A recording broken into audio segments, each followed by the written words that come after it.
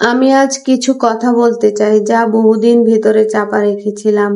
আমার জীবন কখনোই সহজ ছিল না, কিন্তু এক সময় ছিল যখন মনে হতো পাশে আছে সেই মানুষ যাকে আমি সব কিছু বলে দিতে পারি।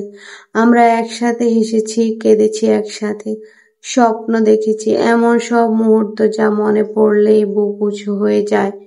কিন্তু আমি কখনো বুঝিনি যে মানুষটা প্রতিদিন আমাকে আগলে রাখছে, সে ভিতরে ভিতরে ক্ষয় হয়ে যাচ্ছে।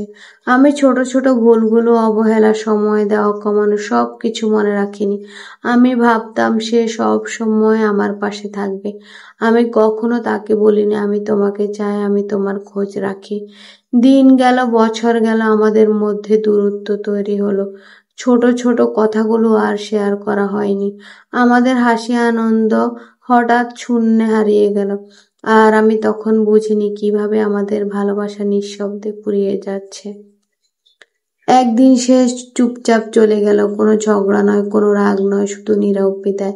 ঘরটা যেন শূন্য হয়ে গেল। আমি প্রথমবার টের পেলাম ভালোবাসা ছাড়া জীবন কতটা শূন্য হতে পারে। যে মানুষটার যত্ন আমি নেওয়া উচিত ছিল, সেই অনুপস্থিতিতে আজ আমার সবচেয়ে বড় কষ্ট। আমি ভেবেছিলাম সে সব সময় থাকবে আমার পাশে, কিন্তু ভালোবাসা যদি যত্ন না পায় সেটা একদিন ভেঙে যায়। আর যখন ভাঙে তখন যত অনুতাপ করলেও কিছুই ফেরানো যায় না। আমি অনেক রাত একাই বসে ভাবি কেন আমি তার প্রতি খেয়াল রাখিনি, কেন আমি অনুভব করে সময় নষ্ট করেছি, কেন আমি বলিনি আমি তোমাকে চাই, আমি তোমার জন্য আছি। আজ আমি শুধু একটা শিক্ষাই নিয়েছি, মানুষকে তখনই মূল্য দাও যখন সে তোমার কাছে আছে। চলে যাওয়ার পর কান্না করা, অনুতাপ করা, মনের ভেতরের গর্জন সবই বেকার।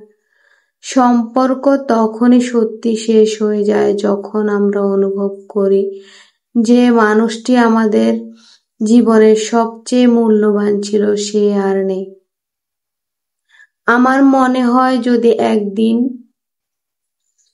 সে ফিরে আসে আমি হয়তো তার কাছে বলতে পারবো, আমি বুঝতে পেরেছি আমি তোমার অবহেলা করেছি,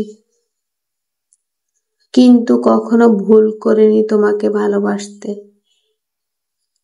আমি শুধু শিখেছি ভালোবাসা যত্নের সঙ্গে থাকতে হয়, আর একবার হারালে অনুতাপ আর কোনোই কাজে আসে না। আজকের ভিডিওটা কেমন লাগলো আমার জানাবেন, আর সাথে একটা বাস্তব জীবনের কাহিনী শোনালাম। যদি ভালো লেগে থাকে